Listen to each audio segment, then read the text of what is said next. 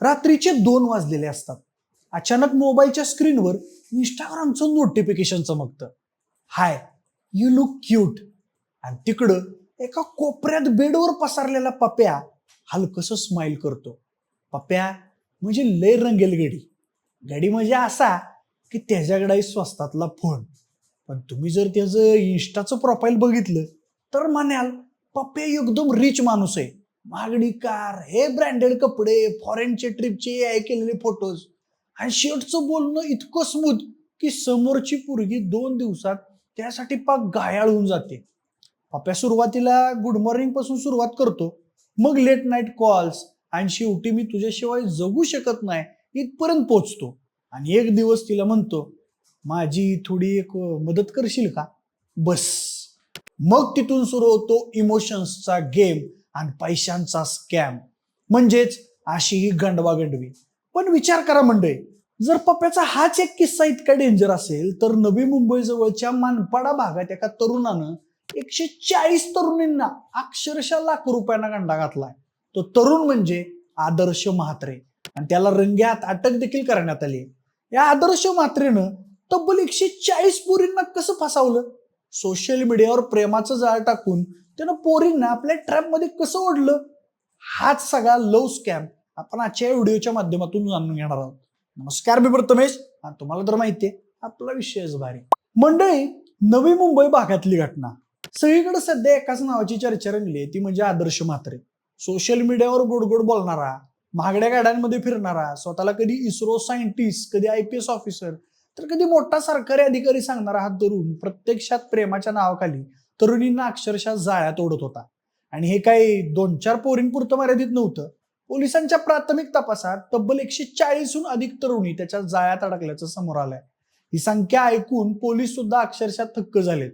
कारण हा प्रकार एखाद्या साध्या प्रेम प्रकरणाचा नव्हता, तर पूर्णपणे प्लॅन करून केलेल्या इमोशनल आणि फायनान्शियल स्कॅमचा होता. तर म्हणजे हा संपूर्ण खेळ सुरू व्हायचा सोशल मीडिया आणि मॅट्रिमोनियल साइट्सवरून.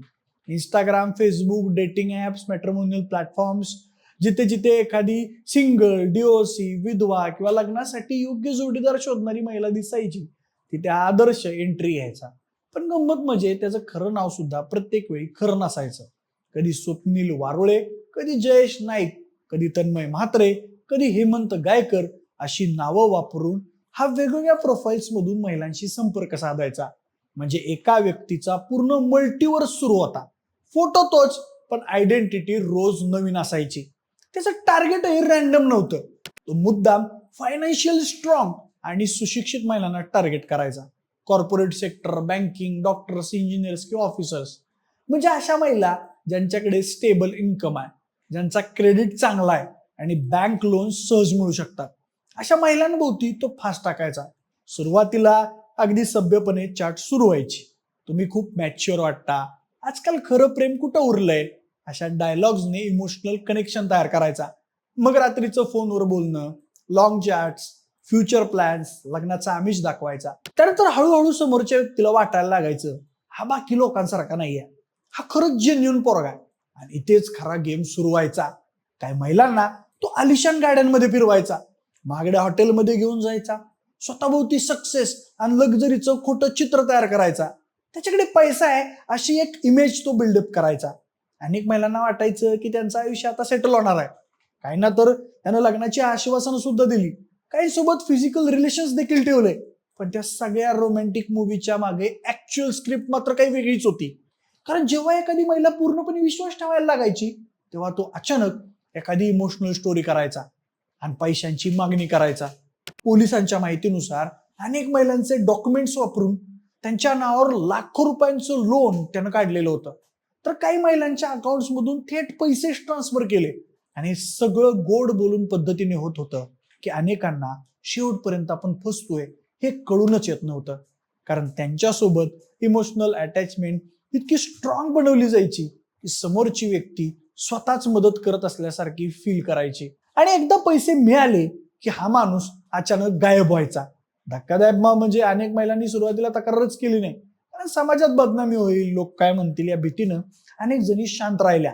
पोलिसांच्या मते महिलांची संख्या अजूनही जास्त असू शकते. काही रिपोर्ट्समध्ये 40, काहींमध्ये 78, काही ठिकाणी 140 यापेक्षा जास्त महिलांचा उल्लेख समोर येतोय. पण अधिकृत तक्रार देण्यासाठी आतापर्यंत फक्त 11 महिलांनीच धाडस केलंय. त्याचबरोबर पोलीस तपासात असंही समोर आलं की तो प्रत्येक वेळी नवीन स्टोरी तयार करायचा. कुणाला म्हणायचा मी सायंटिस्ट आहे, कुणाला IASचं प्रिपरेशन करतोय, कुणाला PWD ऑफिसर म्हणतो, तर कुणाला मोठ्या प्रोजेक्टवर काम करतोय.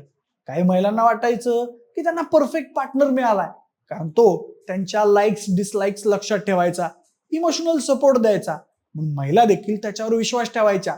या प्रकरणानंतर पोलिसांनी नागरिकांना आता विशेष आवाहन केलंय की मॅट्रिमोनियल साइट्सवर ओळख झालेल्या व्यक्तींवर लगेच विश्वास ठेवू नका. कोणती प्रोफाईल व्हेरीफाय करा, डॉक्युमेंट्स तपासा, बॅकग्राऊंड चेक करा, कारण आजकाल ऑनलाईन वर्ल्ड मध्ये खोटे प्रोफाईल तयार करणं खूप सोपं झालंय आणि खरी आयडेंटिटी ओळखणं खूप कठीण झालंय. विशेषतः जेव्हा समोरची व्यक्ती खूपच परफेक्ट वाटते तेव्हा जास्त सावध राहण्याची गरज असते. त्यासोबत मानपाडा पोलिसांनी सध्या आदर्श म्हात्रेला ताब्यात घेतलं असून पुढील चौकशी सुरू आहे. अजून अनेक धक्कादायक खुलासे होण्याची शक्यता व्यक्त केली जाते, कारण तपास जसजसा पुढे जातोय तसं या ऑनलाईन लव्ह स्कॅमचं जाळं किती मोठं आहे हे समोर येत आहे. काही महिलांनी तर त्याच्यामुळे मानसिक तणावातून ट्रीटमेंट घेतल्याची चर्चा आहे. या सगळ्या घटनेमध्ये काहींची सेव्हिंग्ज गेली, काहींवर लोन सो झालं, तर काहींचा प्रेमावरचाच विश्वास उडालाय. आजच्या डिजिटल जगात प्रेम, फ्रेंडशिप, डेटिंग हे सगळं ऑनलाईन झालंय. एका मेसेज पासून सुरू झालेली गोष्ट कधी इमोशन्स पर्यंत पोहोचते हे आपल्याला कळतही नाही. पण या घटनेनं एक गोष्ट पुन्हा समोर आणली आहे की सोशल मीडियावरचा परफेक्ट मॅन किंवा परफेक्ट वुमन हा नेहमीच खराखोरा असेल असं नाही. काही लोक फिल्टर्स वापरून फोटो सुंदर करतात, तर काही लोक फेक आयडेंटिटी वापरून संपूर्ण आयुष्यच सुंदर दाखवतात आणि मग त्या खोट्या दुनियेत अनेकांचं खरं आयुष्यच उद्ध्वस्त होतं. आदर्श म्हात्रे प्रकरण हे फक्त एका स्कॅमरची स्टोरी नाही आहे, तर माणसाची पारख न करता ठेवलेला विश्वास किती डेंजरस असू शकतो याचं एक मोठं उदाहरण आहे. बाकी मंडळी, तुम्हाला या घटनेबद्दल काय वाटतंय हे आम्हाला कमेंट बॉक्समध्ये नक्की सांगा. सोबतच आपल्या विषयच भारीच्या YouTube चॅनलला सबस्क्राईब करायला अजिबात विसरू नका. धन्यवाद.